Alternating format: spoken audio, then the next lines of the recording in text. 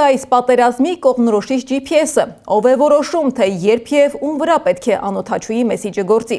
ով է իրականում կանգնած այս պատերազմի առաջնորդի դերում։ Ուղեղային կենտրոններից շատերը այս հարցի պատասխանի տեղում գրում են Բենյամին Նեթանյահու։ Նեթանյահուն Իսրայելի ամենաազդեցիկ եւ կոշտ ստրատեգներից է։ 77-ամյա վարչապետը հայտնի է իր դիվանագիտական կարողություններով, սերտ կապեր ունի Միացյալ Նահանգների հետ, ռազմավարական հարցերում զիջումների չի գնում։ Նեթանյահուի դիվանագիտական եւ ռազմական ուղին Անի Աբաղյանն է ներկայացնում։ Նեթանյահուն Իրանի միջուկային ծրագրի դեմ Իսրայելի ամենակոշտ քննադատներից է։ Նեթանյահու Իրան լարված հարաբերությունները 3 տաք գործողություն են ունեցել։